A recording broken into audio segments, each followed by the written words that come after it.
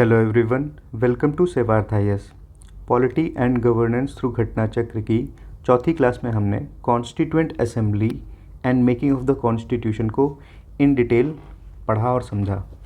ठीक है, इस क्लास में घटना चक्र में दी हुई जो भी स्टडी मटेरियल उसको हम फटाक से जल्दी जल्दी पढ़ेंगे और इसमें जो इससे पूछे हुए जितने भी क्वेश्चंस हैं, प्रीवियस ईयर क्वेश्चंस हैं, उनको भी सॉल्व करने की कोशिश करेंगे। आइए देखते हैं। The first formal demand for Constituent Assembly was made by Swaraj Party at a conference in Ranchi held on May 1934. The idea of Constituent Assembly was put forward for the first time by M.N. Roy in the same year, 1934. The Indian National Congress officially demanded a Constituent Assembly to frame Constitution of India for the first time in the year 1934. 1938, Jawaharlal Nehru, on behalf of Indian National Congress, declared that the Constitution of Free India must be framed without outside interference by a Constituent Assembly elected on the basis of adult franchise. The demand was finally accepted in principle in August of 1940. The Constituent Assembly was constituted under the scheme formulated by the Cabinet Mission Plan. Important है. Number of representatives from the provinces was based on their population on that is one representative per 10 lakh people. Of these, 296 were to be allotted to British India and 93 seats to princely states. Out of 296 seats allotted to British India, 292 members were to be drawn from the 11 governors province and 4 from chief commissioners province, 1 from each. The representatives of the princely states were to be nominated and not elected, nominated by the head of the princely states. The election of the Constituent Assembly for 296 seats were held in July-August 1946. The Indian National Congress won 208 seats, Muslim League won 73, and some small groups and independents got 15 seats. In the beginning, the princely states did not participate in Constituent Assembly, but with the third session of the Constituent Assembly commencing on 28th of April 1947, the representatives of princely states of India began to join it gradually. Constituent Assembly was a result of indirect election and not direct election. This election was not based on adult franchise. ठीक है, limited franchise थी based on education, property and taxes. According to Government of India Act 1935, voting rights were limited based on the taxes, education and property. The Viceroy invited the elected representatives for the first time for the first meeting of the Constituent Assembly on 9 December 1946. 207 members participated in the first meeting. The meeting was presided over by Dr. Sachidanand Sinha as a temporary president. Later, on 11 December 1946, Dr. Rajendra Prasad was unanimously elected as president of Constituent Assembly. It took 2 years, 11 months and 18 days to complete the task of constitution making. But according to Lok Sabha and Rajya Sabha websites, 2 years, 11 months and 17 days. It seems that it has not included the day of adoption of the constitution by the assembly. Total of 11 sessions through 165 days were sessions in 165 days were held. On 26 November 1949, that is the last day of 11th session, the constitution was adopted. Except these 11 sessions, the Constituent Assembly finally met on 24th of January 1950 for signature of members on the constitution. और इसके साथ साथ 3 काम और किए गए थे. National anthem adopt किया गया था, नेशनल सॉन्ग अडॉप्ट किया गया था और फर्स्ट प्रेसिडेंट जो थे उनका भी election on the same day हुआ था. Benegal Narsingh Rao was appointed as constitutional advisor to the assembly on 26 November 1949. Important date है. The people of India adopted, enacted and gave to themselves. ये words याद रखने हैं, पूछे जाएंगे कैसे, आगे भी क्वेश्चंस में समझ में आएगा. the people of India adopted, enacted, and gave to themselves the Constitution of India. Some provisions of the Constitution came into force on 26 November 1949 itself, but it completely came into force on 26th of January 1950.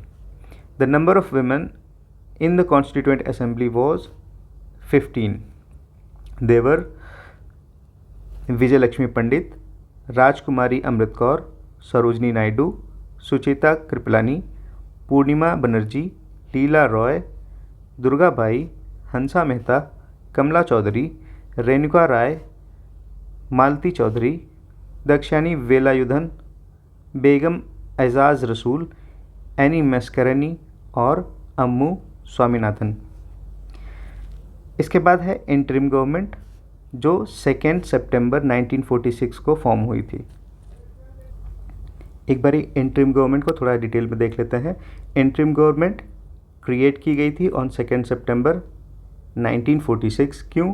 To oversee the transformation of country from British colony to an independent nation.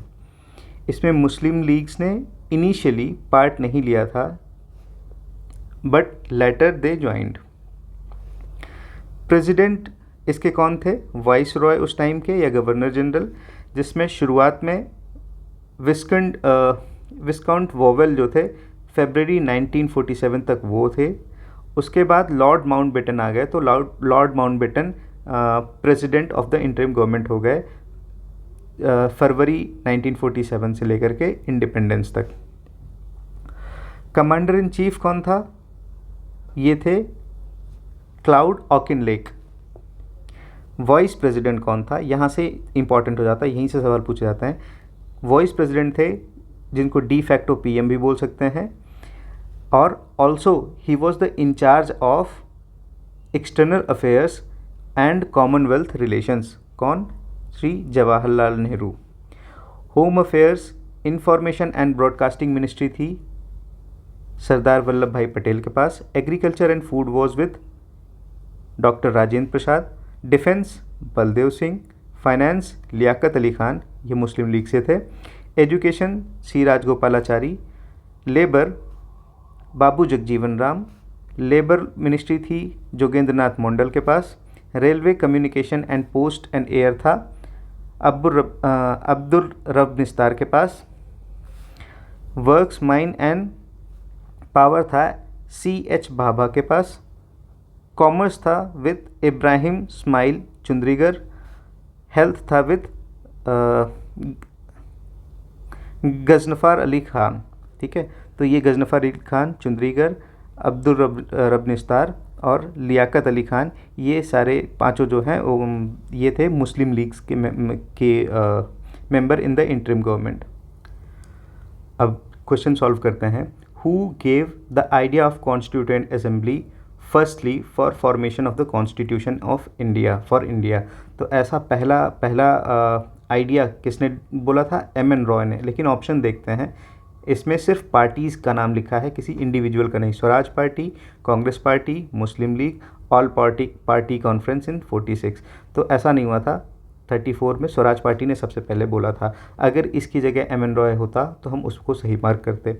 The Swaraj party in its conference at Ranchi in May 1934 presented the policy of Constituent Assembly. It was to be composed of Indian representatives elected on the basis of adult suffrage. It was first occasion when the Indians demanded for a Constituent Assembly. Second question देखते हैं। Who in the beginning presented the idea of Indian Constituent Assembly in pre-independence India? अब यहाँ individuals दिए हैं, party का नाम नहीं दिया है, और पार्टी और इंडिविजुअल दोनों भी देंगे तो M.N. रॉय का नाम अगर आता है तो यही मार्क किया जाएगा। The idea of constituent assembly was put forward for the first time by M.N. Roy, इनका पूरा नाम था मानवेंद्र नाथ रॉय, इन द ईयर 1934। 1934 याद रखिएगा, इसमें तीनों ने ही किया था। M.N. रॉय ने बोला था, ठीक, स्वराज पार्टी ने बोला था, और INC ने भी बोला था, लेकिन जो सीक्वेंस है वो यही है। अगर ये तीनों ही ऑप्शन में होंगे, एम एन रॉय सबसे पहले, फिर स्वराज पार्टी, फिर INC, Indian national Congress. The first formal demand for constituent assembly was made by Swaraj party at a conference in Ranchi held on May 1934. Third, the proposal for framing of the Constitution of India by an elected Constituent Assembly was made by. तो proposal for framing the Constituent Assembly by an elected Constituent Assembly, तो ये एक information additional है जो हमने भी पीछे नहीं पढ़ी। तो ये हुआ था सबसे पहले क्रिप्स मिशन जो 1942 में आया था।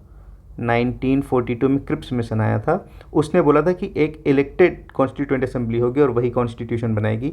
पहली बार ब्रिटिशर्स की तरफ से इसी ने एक्सेप्ट किया था। तो proposal for framing the constituent assembly,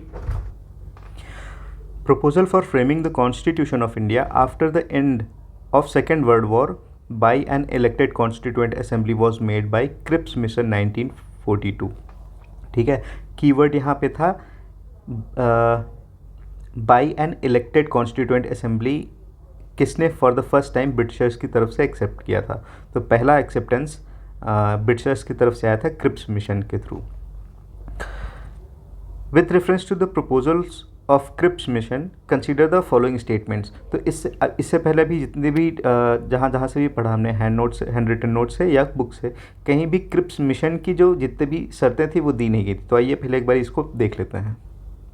अगर आपको याद हो तो कॉन्स्टिट्यूएंट असेंबली की डिमांड 34 से उठने लग गई थी और बहुत तेज़ हो गई थी, लेकिन एक्सेप्टेंस पहली बार एक्सेप्टेंस आया 1940 में विद अगस्त ऑफर, फिर 42 में आया क्रिप्स मिशन, फिर 46 में आया कैबिनेट मिशन प्लान, और इस कैबिनेट मिशन प्लान से ही के थ्रू ही हमारी कॉन्स्टिट्यूएंट असेंबली फॉर्म हुई थी। तो ये तीनों तो इम्पॉर्टेंट हैं ही, इसके आगे पीछे कुछ और भी इवेंट्स होते हैं। एक वोवेल प्लान है जो मतलब, और एक लिनलिथगो प्लान है जो 40 से पहले आता है। वोवेल प्लान आता है 42 और 46 के बीच में कहीं, मैं अभी देख के बताता हूँ। वोवेल प्लान आया था शायद, हाँ 1942 में आया था क्रिप्स मिशन, 45 में आया था वोवेल प्लान, और 6 में अगेन आया था आपका कैबिनेट मिशन प्लान। ठीक है, तो पहले क्रिप्स मिशन देख लेते हैं, इसकी शर्तें क्या थी, हो सकता है आगे भी कभी पूछ ले। तो the Cripps mission was sent by the British government to India in March 1942 which has following proposals: setting up of dominion status। ठीक, इंडिपेंडेंट कंट्री नहीं देंगे, एक डोमिनियन स्टेटस देंगे। Any province unwilling to join Indian dominion could form a separate union and have a separate constitution. अगर कोई भी governors province या कोई भी क्या कहते हैं रीजन ऑफ द कंट्री ये नहीं चाहता कि वो एक यूनाइटेड इंडिया में शामिल हो, तो वो अपनी सेपरेट एंटिटी बना करके एक नया कॉन्स्टिट्यूशन बना करके डोमिनियन स्टेटस के साथ रह सकता है। तो constituent assembly would be formed to frame new constitution for that country. ठीक है, for the country. This assembly would have members elected by provincial assemblies and nominated by princely states, और यही कैबिनेट मिशन प्लान में भी था। तो ये एक चीज़ है जो कि कॉमन है। ठीक है, तो ये तो था कुल मिला के क्रिप्स मिशन प्लान में कि क्या क्या था। एक तो इंडिपेंडेंट कंट्री नहीं देंगे, डोमिनियन स्टेटस देने को तैयार थे, और बोला था कि अगर कोई पार्ट ऑफ इंडिया नहीं चाहता है कि वो इंडियन यूनियन में शामिल हो तो वो अलग रह सकता है। प्रिंसली स्टेट्स चाहें तो अलग रह सकते हैं, अपना अलग से कॉन्स्टिट्यूशन बना करके एक डोमिनियन स्टेटस लेके एक अलग अपने कॉलोनियल मास्टर्स के साथ रिलेशनशिप बना करके इंडिपेंडेंटली रह सकते हैं। तो क्या थे क्रिप्स मिशन के with reference to the proposals of Cripps Mission, consider the following statements: Constituent Assembly would have members nominated by provincial assemblies, तो नहीं, nominated by provincial assemblies नहीं, elected by provincial assemblies, as well as princely states के nominated होंगे और provincial British India या फिर provincial assemblies से elected होंगे। Any province which is not prepared to accept new constitution would have the right to sign a separate agreement with Britain regarding the future status। तो second statement is true and thus option B will be the correct option. अगले पे आते हैं। As पर cabinet mission plan in the constituent assembly to decide allotted members seat in the each province, one representative was in ratio to which population. तो ये कई बार देख चुके हैं कि 1:10 लाख, मतलब 10 लाख 1 मिलियन पीपल को रिप्रेजेंट करने के लिए एक सीट दी गई थी। The cabinet mission arrived in India in 1946. The mission proposed a plan for formation of the Constituent Assembly to frame Constitution of Indian Union. The representatives of provinces were based on on proportion, roughly 1 representatives over 1 lakh population. Who among the following persons was not a member of the cabinet mission? तो cabinet mission के members पहले देख लेते हैं। ये थे Patrick Lawrence, Stafford Cripps mission के में भी यही क्रिप्स थे और कैबिनेट मिशन में भी आए थे और इन्हीं की अध्यक्षता में आए थे। पैट्रिक लॉरेंस, स्टैफर्ड क्रिप्स, एवी अलेक्जेंडर, विलियम वुड्स। ठीक, तो ये 1 2 3 4 लोग थे और इन चारों के नाम आपको याद रखने हैं। ठीक, तो यहाँ पे कौन नहीं होगा?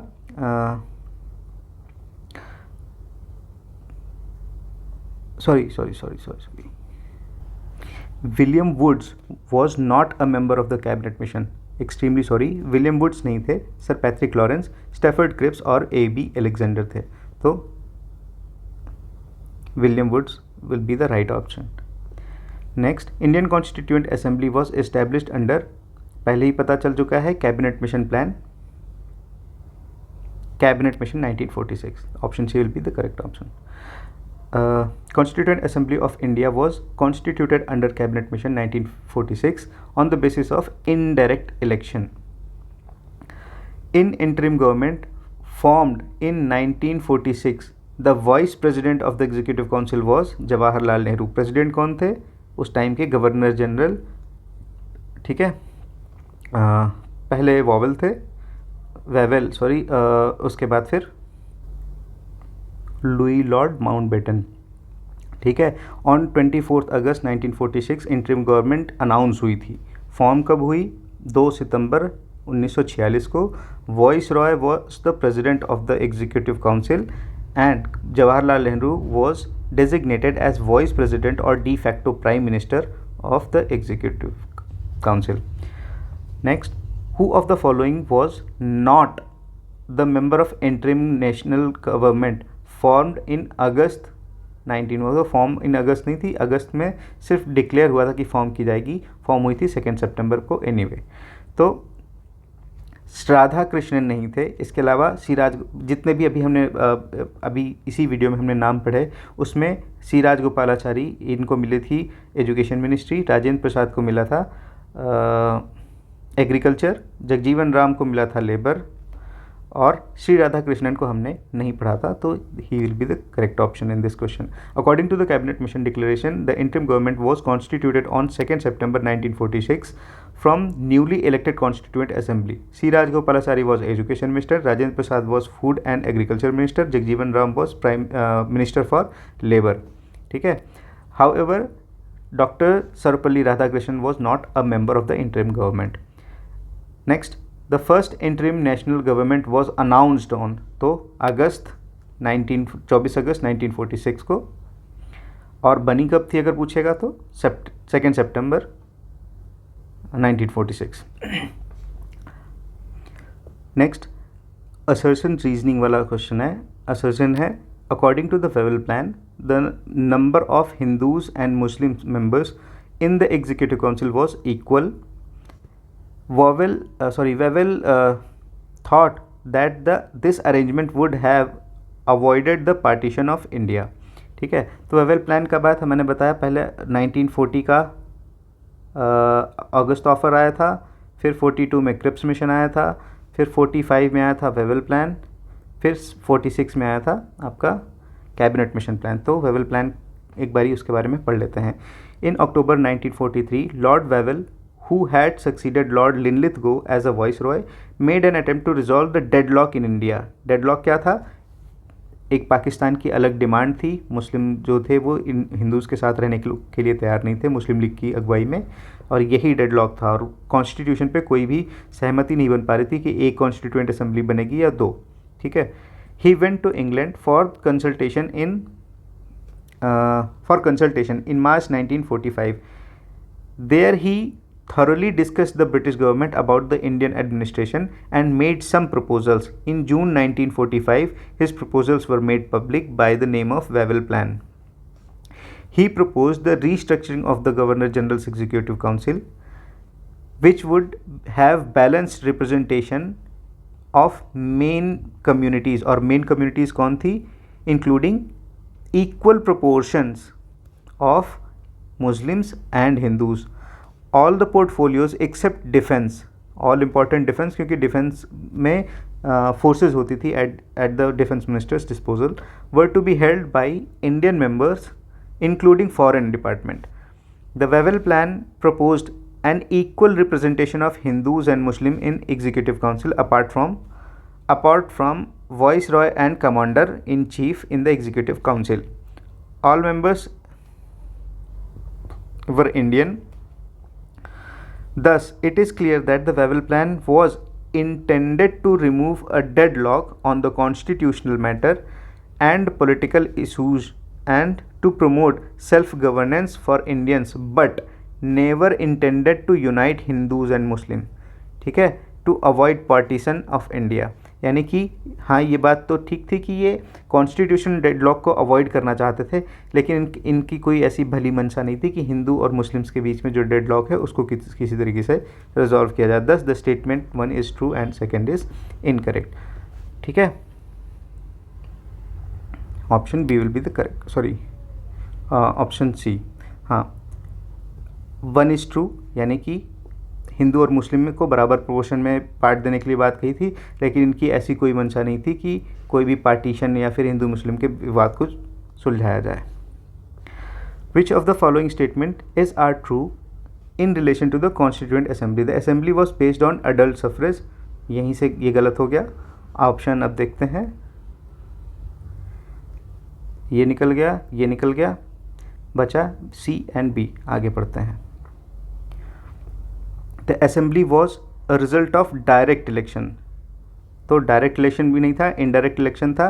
यानी कि assembly was a multi party body. Yes, assembly work through various committees. हाँ, टोटल कितनी?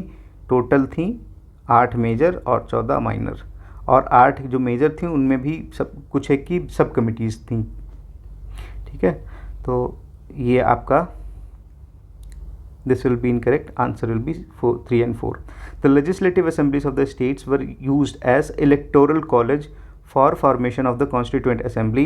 In this way, the constituent assembly was a result of the indirect election. People of several parties were involved in it. Constituent assembly formed a number of committees to operate in its working. Which of the following statements is our correct regarding the Indian constituent assembly? It was based on adult suffrage. ये गलत है, और ए गलत होते ही ये cut गया, ये cut गया, ये कट गया. Option sorry, it was not based on adult suffrage. तो ये स्टेटमेंट सही है. Result from indirect election. It resulted from indirect election. This is also true. It was not a multi party body. तो not है, इसलिए ये गलत है. जिसमें सी है वो कट जाएगा, ये कट जाएगा, ये कट जाएगा. बच्चा और बी, ए और बी सही है. तो option it resulted from direct election, तो ये भी गलत है. स्टेटमेंट नंबर बी गलत है. It work through several committees, ये सही है. तो 1 and A and D will be the correct answer, A. ठीक है. The constituent assembly met for the first time in New Delhi on 9 December 1946, the Constitution Hall, which is now known as the Central Hall of the Parliament House. जो as to its composition, the Constituent Assembly was to be partly elected and partly nominated. Elected थे by provincial, मतलब British India के में जो provinces थे उनके द्वारा, provincial assemblies के द्वारा. नॉमिनेटेड थे प्रिंसली स्टेट्स वाले. The members of the the members were to be indirectly elected by the members of the provincial assembly who themselves were elected by limited franchise. It was multi party body, Congress भी थी, मुस्लिम league भी थी और independent candidates भी थे. Constituent Assembly appointed a number of committees to deal with the task of constitution making. Out of these, 8 were major and others were minor committees. Which one of the following is an incorrect statement about the Constituent Assembly? It worked with the help of large number of committees. यहाँ तक सही है. Most important among them being the drafting committee. ये भी सही है. Minor committees like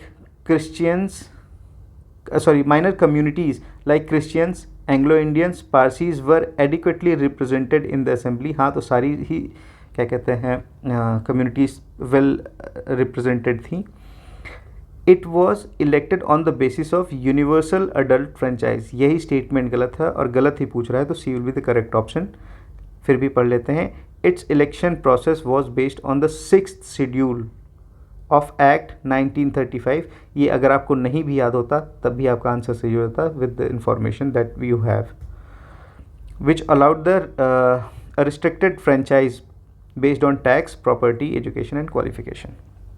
The members of the Constituent Assembly were elected by members of the legislative provinces, assembly provinces on the basis of indirect election and not on the basis of universal adult franchise. Universal adult franchise enables all citizens to involve in the governance of their state based on adult suffrage. यानी कि आपको एक उम्र निर्धारित कर दी जाएगी. 18 साल मान लीजिए बालिग होने की उम्र है, तो इससे ऊपर जितने भी लोग हैं, चाहे वो गरीब हैं, अमीर हैं, वो सब टैक्स देते हैं, नहीं देते हैं, कैसे भी हैं, उनको एक क्या कहते हैं वोटिंग राइट्स मिलेगा. इसी को यूनिवर्सल एडल्ट सफरेज बोलते हैं. Next, members of the constituent assembly who drafted the constitution of India were nominated by British parliament, गलत. बाय गवर्नर जनरल, गलत. Elected by legislative assemblies of the various provinces, सही है. Elected by Indian national Congress and Muslim league, तो ये भी गलत है. इनके लोगों ने लड़ा था, इनके लोगों ने इलेक्शन में पार्टिसिपेट किया था, लेकिन उनको चुना किसने था, किसने इलेक्ट किया था? लेजिस्लेटिव असेंबलीज ने. Members of the constituent assembly were elected by members of the legislative assemblies of various provinces. Each province and each Indian state or group of states were allotted total number of seats proportional to their respective population, roughly in the ratio of 1 to a million. As a result, 292 members were elected through provincial legislative assemblies and four members were represented the chief commissionerate province, while the Indian province princely states were allotted total of 93 seats. और इन्होंने elect नहीं किया था, इन्होंने nominate किया था head of the princely state. ये भी याद रखने की चीज़ है. Next, with reference to the Indian history, members of the Constituent Assembly from the provinces were directly elected by people of those provinces, no. Nominated by Indian National Congress and Muslim League, no. Elected by provincial legislative assemblies, yes. The option C will be correct. 17th, how were the members of the Constituent Assembly elected? So by provincial assemblies, D will be the correct answer. Who was the first elected chairman of the Constituent Assembly? तो अगर first पूछा होता तो वो थे doctor Sachchidanand Sinha. First elected पूछा है तो it will be doctor Rajendra Prasad. Doctor Sachchidanand Sinha temporarily chaired for first meeting of the Constituent Assembly which was held on 9th December 46. Constituent Assembly elected Dr. Rajendra Prasad as permanent chairperson on 11th of December 1946. Dr. Rajendra Prasad name was proposed by J.B. Kriplani. ये भी पूछ सकते हैं, पूछने को तो factual अगर पूछने पे आ गए कि इनका नाम प्रपोज किसने किया था, तो J.B. कृपलानी ने. Who chaired first meeting of the Constituent Assembly? Dr. Sachchidanand Sinha. First day session of the constituent assembly was chaired by again doctor Sachchidanand Sinha. First day वही टेम्प्रेरी चेयरमैन थे। Rajendra Prasad was elected chairman of constituent assembly किस तारीख पर? तो यहाँ पे तारीख नहीं, दिसंबर दिया है, तो डी ऑप्शन दिसंबर 11 दिसंबर 1946, 11 दिसंबर 1946, तो D will be the correct option. Who was the chairman of the Constituent Assembly of India? Dr. Rajendra Prasad. Who was the president of the Constituent Assembly of Independent India? Again, Dr. Rajendra Prasad. Who was first nominated deputy chairman of Constituent Assembly? तो यहाँ पे एक छोटा सा catch है, जब deputy chairman की बात आती है तो सबसे पहले नॉमिनेटेड एक डेप्यूटी चेयरमैन थे, इनके बारे में हमने नहीं पढ़ा है। तो नॉमिनेटेड अगर पूछेगा तो Frank Antony will be the option, और इसके बाद पहले चुने गए थे। अगर पूछेगा फर्स्ट इलेक्टेड डेप्यूटी चेयरमैन तो वो हमारे एच.सी. मुखर्जी, ठीक है, और दूसरे कौन थे? वी.टी. कृष्णमचारी। तो याद रखने की चीज़ है कि अगर नॉमिनेटेड पूछ रहा है या फर्स्ट पूछ रहा है तो फ्रैंक एंथनी, और फर्स्ट इलेक्टेड पूछ रहा है तो एच.सी. मुखर्जी, और नॉमिनेटेड पूछ रहा है तो फ्रैंक एंथनी। सेकंड पूछेगा, सेकंड इलेक्टेड, तो वी.टी. कृष्णमचारी। वैसे सर सेकंड पूछना बहुत मुश्किल है, स्टिल ध्यान में रखिए। तो ऑप्शंस क्या थे? टी.टी. कृष्णमचारी नहीं, पहली बात तो वी.टी. कृष्णमचारी है, ठीक है, टी.टी. कृष्णमचारी कभी भी नहीं रहे। एच.सी. मुखर्जी रहे हैं, ही वॉज फर्स्ट इलेक्टेड, ये फर्स्ट नॉमिनेटेड और ये सेकंड इलेक्टेड, ठीक है। Frank Anthony was first nominated deputy chairman of the constituent assembly. He established all India Anglo association in 1942। He served as nominated member of the Lok Sabha for 7 terms. ये additional information है। 1950 से लेकर के 92 तक इनको nominate किया जाता रहा है इन लोकसभा में नॉमिनेटेड जो भी जैसे एंग्लो इंडियन या इस तरीके की कम्युनिटीज़ थी, तो अभी बहुत रीसेंट पास तक 2 साल पहले तक ये प्रोविज़न था कि उनके लिए अगर वो एडिक्वेटली रिप्रेजेंटेड नहीं हो तो उनके लिए 2 सीट्स आप जो है 2 मेंबर्स को आप नॉमिनेट, यानी गवर्नमेंट या फिर कह लीजिए प्रेसिडेंट नॉमिनेट करता था।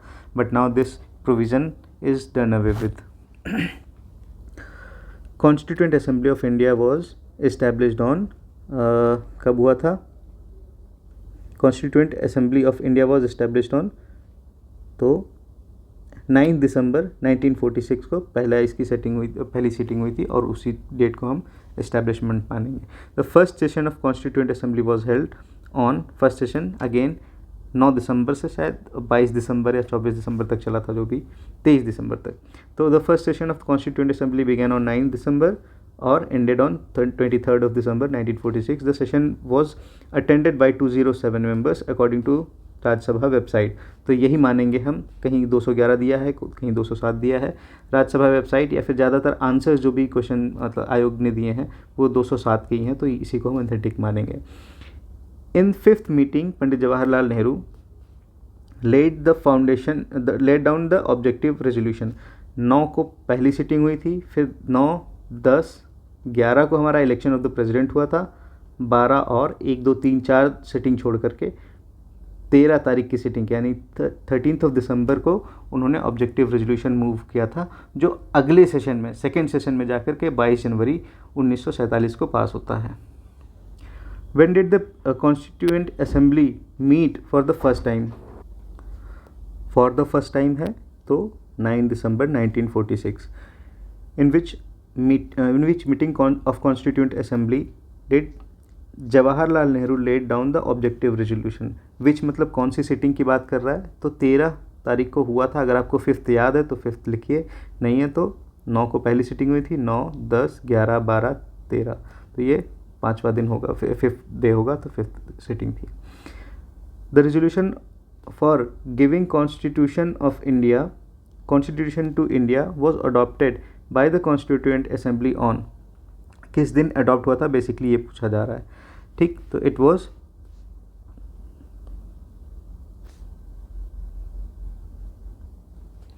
The resolution for giving a constitution to India was adopted by constituent assembly on. तो ये थोड़ा सा ट्रिकी क्वेश्चन है। किस तारीख को कॉन्स्टिट्यूशन देने क्या कॉन्स्टिट्यूशन प्रोवाइड करने का रेजोल्यूशन अडॉप्ट किया गया था? तो ये वही डेट पूछ रहे हैं जिस डेट पे आपका ऑब्जेक्टिव रेजोल्यूशन पास हुआ था। ठीक है, मैंने बताया था कि 13 दिसंबर को फर्स्ट मीटिंग में फर्स्ट सेशन में 5वीं मीटिंग में 13 दिसंबर 1946 को ऑब्जेक्टिव रेजोल्यूशन पेश हुआ था, प्रेजेंट हुआ था। और अगली सिटिंग में यानी 22 जनवरी 1947 को ये रेजोल्यूशन पास हुआ था। तो ये पूछ रहे हैं कि ये ऑब्जेक्टिव किस दिन पास हुआ, किस दिन ये अडॉप्ट किया गया कि हम एक कॉन्स्टिट्यूशन इंडिया को देंगे। तो it was given on 22nd January 1946। On 22nd January 1947.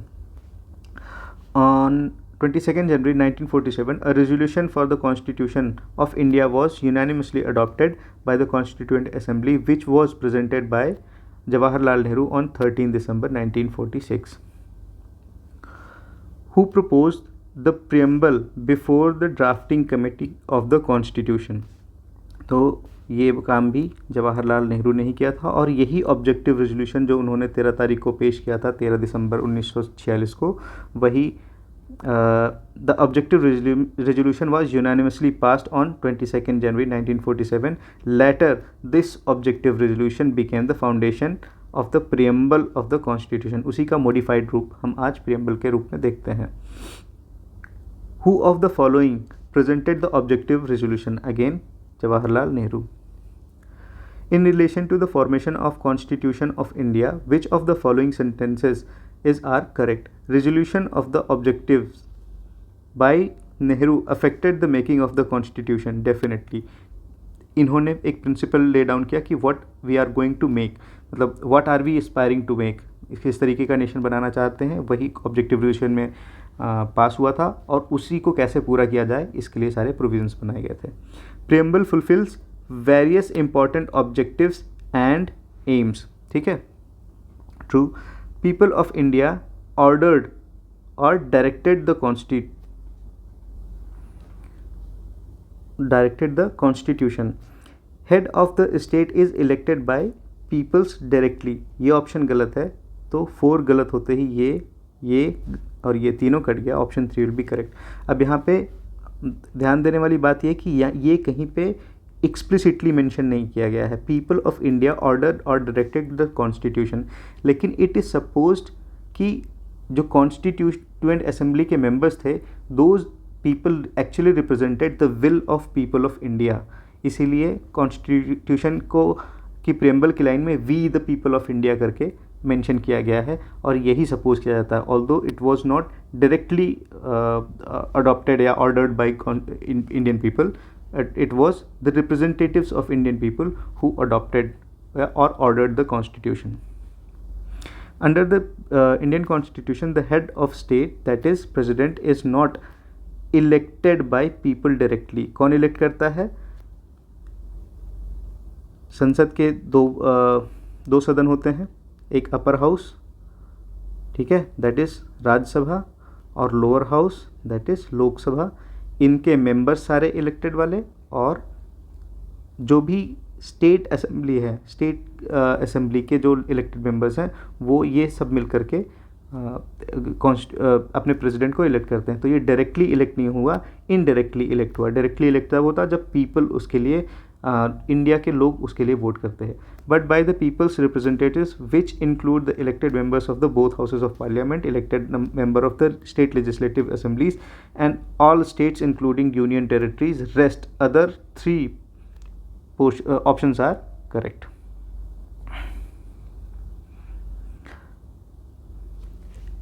How many sessions of Indian Constituent Assembly were conducted for formulation of the Constitution? तो इन टोटल 11 सेशंस लिए गए थे। यहाँ पे 11 का ऑप्शन नहीं है, तो शायद 11वां सेशन जो ख़त्म हुआ था वो हुआ था 26 नवंबर 1946 को। लेकिन इसके बाद हम एक बारी 24 दिसंबर सॉरी 1946 कह रहे हैं, 1949 को। इसके बाद हम लोग 24 जनवरी 1950 को अगेन मिले थे। कॉन्स्टिट्यूशन की जो कॉपीज़ थी उसको उस पर साइन किया था सारे ही कॉन्स्टिट्यूएंट असेंबली के मेंबर्स ने, तो शायद इसलिए 12 ऑप्शन सही होगा। उस एक दिन को ही एक 12वां सेशन ये कंसीडर करके option 12 will be the correct option. Mention the correct date of the last meeting of constituent assembly of India. तो जो डेट थी, जो आखिरी डेट थी जब आखिरी बार मिले थे, तो वो अगर 24 जनवरी दिया है तो this will be the correct option. अगर ये ऑप्शन में नहीं है तो 26 नवंबर को ही मानेंगे। The constituent assembly completed the task of constitution making in 2 years 11 months 18 days। The last session 11th was held on 26 November. Last session उससे पहले से चल रहा था, आखिरी और लास्ट सिटिंग उसकी 26 नवंबर 1949 को थी। Apart from these 11 sessions, constituent assembly remet on 24 January 1950 when the members signed the constitution की copy. How much time the constituent assembly took to frame the constitution of India? तो 2 साल 11 महीने 18 दिन। Match list 1 और list Y. ठीक। First vice president of constituent assembly. ठीक, ये हमने अभी पीछे ही डिस्कस किया कि फर्स्ट वाइस प्रेसिडेंट अगर पूछेगा तो अगर इलेक्टेड या नॉमिनेटेड नहीं दिया है तो हम इसी को लेकर के चलेंगे। इलेक्टेड पूछ रहा है, ये होंगे HC मुखर्जी। VT कृष्णमाचारी भी थे but he was elected later, मतलब सेकेंड इलेक्टेड थे। ठीक है, तो आगे देखते हैं। Originally the only Congress member of the drafting committee. तो लास्ट लेक्चर में हमने बताया था कि कॉन्स्टिट्यूएंट असेंबली जो ड्राफ्टिंग कमेटी थी उसमें कौन कौन से मेंबर्स थे, और उसका याद करने की एक ट्रिक बताई थी, कृष्ण गोपाल माधव मुंशी सादुल्ला।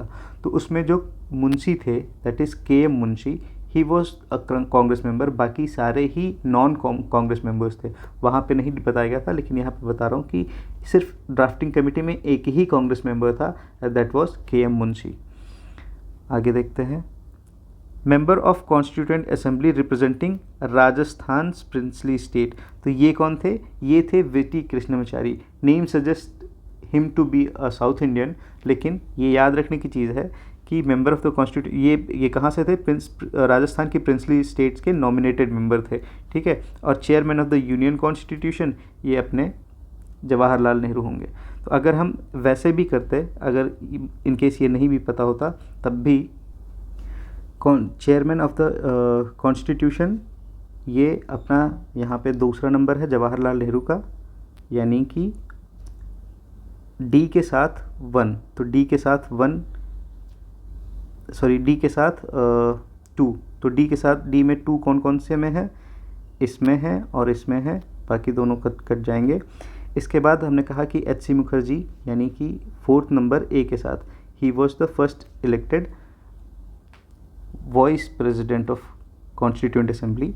तो A में 4th इन दोनों में किस में है? इसमें है।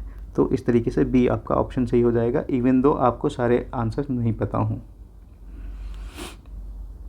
Note, the first temporal vice president of the constituent assembly was Frank Anthony, who was nominated by the then temporal president Sachchidanand Sinha on 9th December 1946। लेकिन 2 सिटिंग के बाद पहले जब प्रेसिडेंट ऑफ कॉन्स्टिट्यूएंट असेंबली चुने गए, तभी HC मुखर्जी को चुना गया as first permanent vice president of the constituent assembly. Who was constitutional advisor at the time of formation of constitution? ये हमने पढ़ा है, Benegal Narsing Rao, that is BN Rao. ये हमारे लीगल या फिर कॉन्स्टिट्यूएंट असेंबली के कॉन्स्टिट्यूशनल एडवाइज़र थे, and he was also the one who created first draft of the Indian constitution. Sir Benegal Narsing Rao was appointed as the constitutional advisor during the formation of constituent assembly. The first draft of the constitution was prepared by, देखिए next ही आ गया, तो this was BN Rao. First draft of the constitution was prepared by constitutional adviser BN Rao, which was put for before drafting committee for the opinion, discussions and changes in it. Original draft proposed by BN Rao included 243 articles and 13 schedules. तो इतना याद रखने की ज़रूरत नहीं है, बस ये जानिए कि पहला ड्राफ्ट BN Rao ने बनाया था. Next question is, when was the third reading of Indian constitution as constituent assembly started. जब कॉन्स्टिट्यूशन ड्राफ्ट एक बारी बन के तैयार हो गया तो उसके प्रोविजंस को वन बाय वन रीड किया गया. ठीक है, एक बारी सरसरी निगाह में, फिर उसके बाद क्लॉज बाय क्लॉज उस पर डिस्कशन हुआ. तो इस तरीके की टोटल 3 रीडिंग्स हुई. जो फर्स्ट रीडिंग थी वो 4 नवंबर से 9 नवंबर 1948 तक हुआ, दोनों एक ही सेशन में हुआ. फिर उसके बाद जो सेकेंड रीडिंग हुई वो 15 नवंबर 1948 से लेकर के नेक्स्ट ईयर 17 अक्टूबर 1949 तक चला.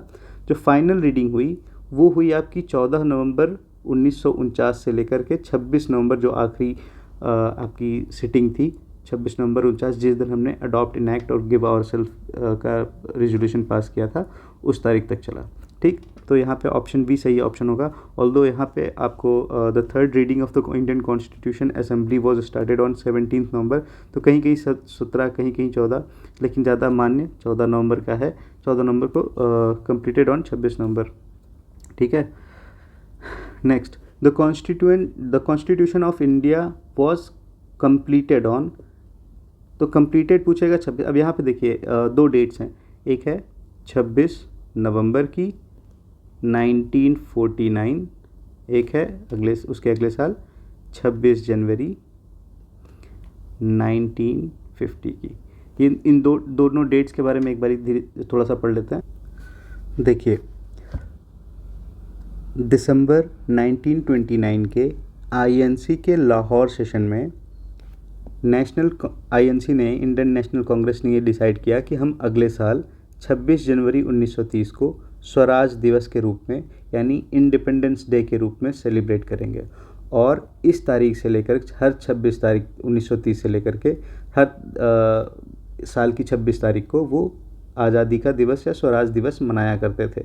ऑल्दो इंडिपेंडेंस मिला नहीं था, बट ये अपने आप को बोलते थे कि आज ही हमारा स्वराज दिवस है और हम इसी पे मनाएंगे.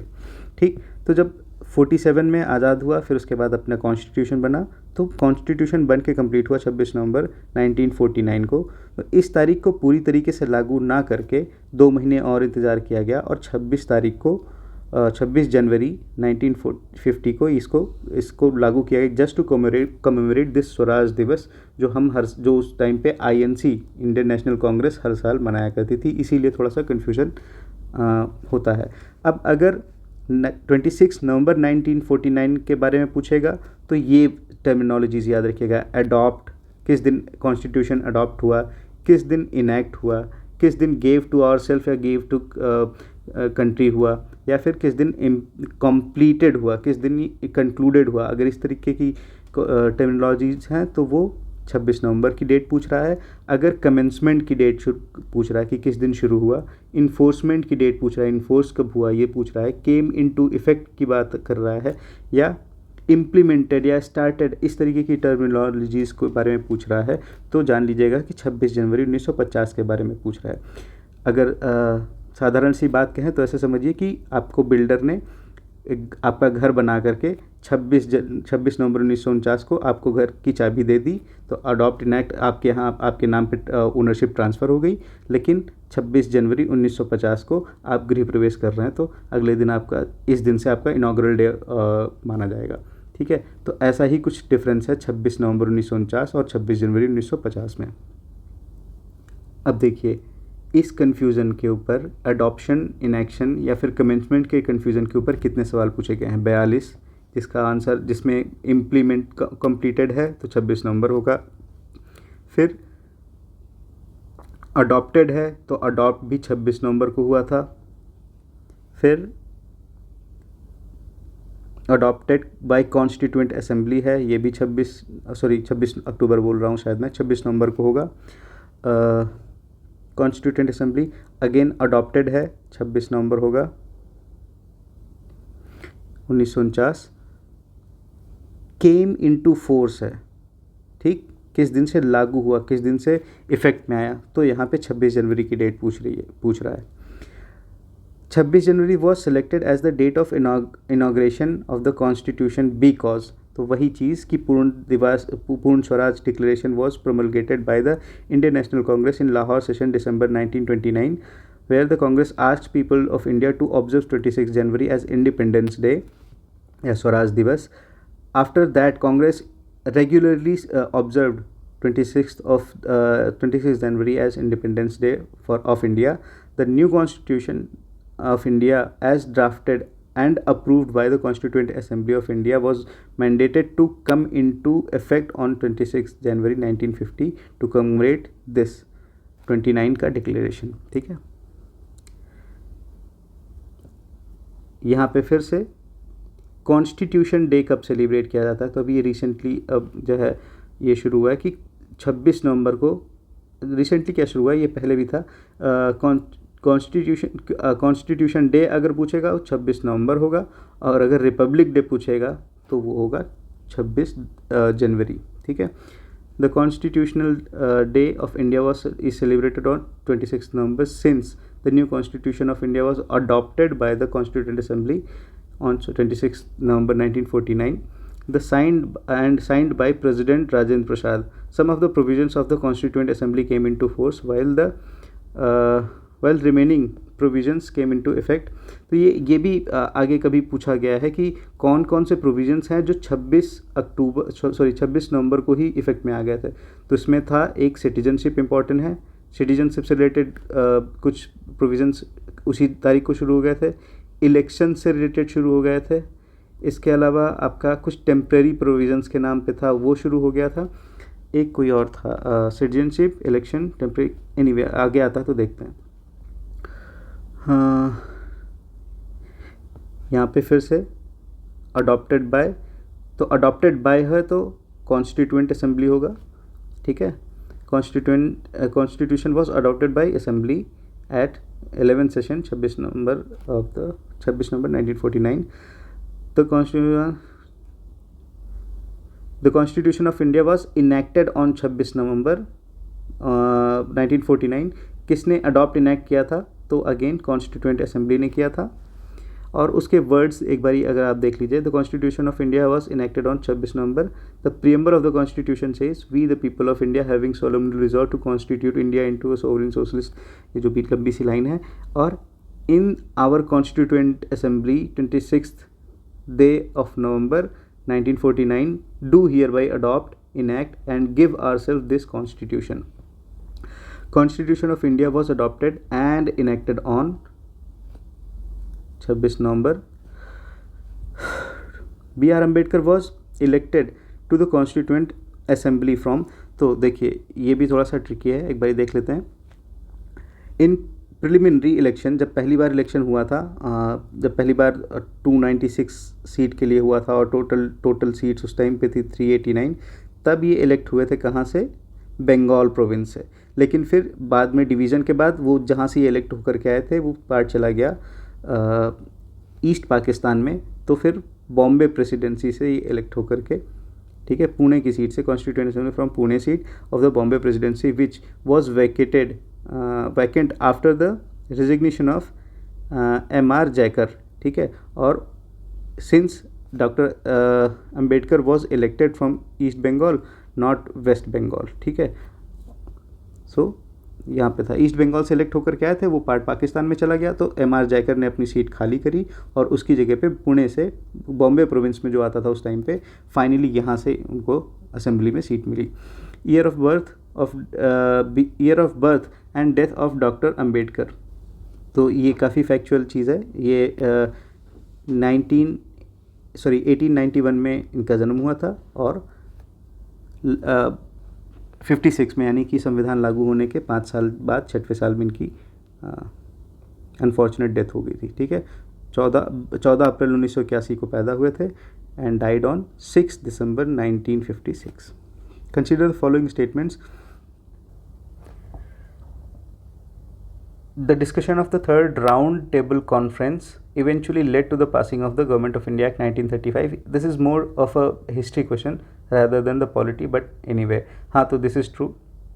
The Government of India Act 1935 provided for the establishment of All India Federation to be based on union of the provinces of British and princely states. ये हमने पहले ही क्लास में सेकेंड क्लास में पढ़ा था, तो ये भी आपका सही है, दोनों ही आंसर सही हो जाएंगे.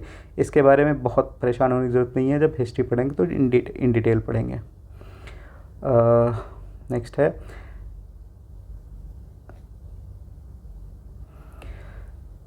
स्टेटमेंट है, constitution of India provides for all necessities of the countries. ठीक है, हाँ ये अपना कॉन्स्टिट्यूशन जो है वो काफ़ी इन डेप्थ है, अनलाइक यूएस का कॉन्स्टिट्यूशन जो कि सिर्फ 7 पेजेस में आ जाता है. ठीक है, इंडिया का कॉन्स्टिट्यूशन बहुत लंबा है और इन डेप्थ बहुत ही एडमिनिस्ट्रेटिव डिटेल के साथ दिया हुआ है, तो ये बात टू सम एक्सटेंट सही है. इट इज़ नोन और कॉल्ड एज अडॉप्टेड कॉन्स्टिट्यूशन, ये बात भी सही है, लेकिन ये बात इस चीज़ का एक्सप्लेनेशन कहीं से भी नहीं है. तो both statements are true but not correct explanation. Option B will be the correct answer.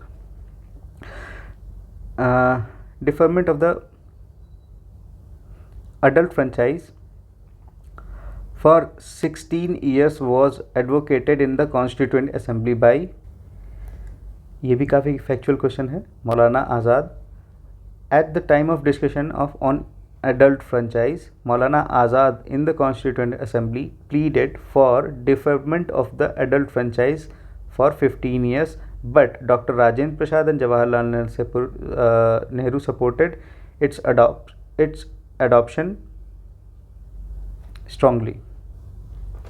ठीक है, कुल मिलाकर के मौलाना आज़ाद ने सजेस्ट किया था कि अभी नया नया देश आज़ाद हुआ है, बहुत लोगों के पास एजुकेशन नहीं है, लोग नहीं जानते कि कैसे वोट करना है, क्या करना है. तो आज़ाद सजेस्टेड कि अभी 15 साल तक के लिए हम यूनिवर्सल एडल्ट फ्रेंचाइज़ को नहीं लाते हैं, और जैसे चीज़ें चल रही हैं लिमिटेड फ्रेंचाइज़ के साथ, जो लोग जानकार हैं, पढ़े लिखे हैं या फिर एजुकेटेड हैं, जिनके पास प्रॉपर्टी है, जो टैक्स पे करते हैं, या फिर कुछ और इसको नॉर्म्स रिलैक्स कर देते हैं, लेकिन यूनिवर्सल एडल्ट फ्रेंचाइज 15 साल के लिए टाल देते हैं. लेकिन डॉक्टर राजेंद्र प्रसाद और जवाहरलाल नेहरू ने इसको अपोज किया, कहा कि नहीं, 15 साल के लिए टालने की कोई ज़रूरत नहीं है, हम आज से और पहली बार से ही यूनिवर्सल एडल्ट फ्रेंचाइज देंगे सबको. Who amongst the following advised the Indian national Congress should be disbanded as a political party after the independence. तो ये तो बहुत ही फेमस क्वेश्चन है कि महात्मा गांधी जी ने कहा था कि आज़ादी मिल जाने के बाद कांग्रेस पार्टी का कोई अस्तित्व होना उचित नहीं है, क्योंकि ये एक पॉलिटिकल पार्टी की तरह फंक्शन करने वाली है, और जबकि इसको एक नेशनलिस्ट पार्टी की तरह अभी तक देखा जाता था, तो इसको डिसबैंड कर देना चाहिए इलेक्शन लड़ने के लिए. 58 है, which one of the following said a constitution like a machine is a lifeless thing. It acquires life because of the men who control it, and India needs today nothing more than a set of honest men who will have the interest of the country before them. तो ये बात बोली थी doctor Rajendra प्रसाद ने. Factual question है, लेकिन आगे पूछा जा सकता है, तो याद रखिएगा कि इन्होंने कहा था कि कॉन्स्टिट्यूशन अपने आप में कोई जीवित चीज़ नहीं है, लाइफलेस मशीन है, इसलिए इसको ऐसे लीडर्स की ज़रूरत है जो अपने स्वार्थ से पहले कंट्री के स्वार्थ को रखें. ये बात बोली थी डॉक्टर राजेंद्र प्रसाद ने. In their nationalist reaction, the founding fathers of the Indian Constitution tended to minimize the importance of minority interest and emotions. ये सवाल आगे पूछा नहीं गया है. This view is credited to, तो ये किसने बोला था? आइवर जेनिंग्स ने. फैक्चुअल चीज़ें हैं, एक बारी देख लीजिए, कुछ समझने जैसा नहीं है इसमें. Constituent assembly was Congress and Congress was India. Who said this? किसने बोला कि कांग्रेस मतलब कॉन्स्टिट्यूएंट असेंबली में सिर्फ कांग्रेस है और कांग्रेस का मतलब इंडिया है? ये है ग्रैनविल ऑस्टिन.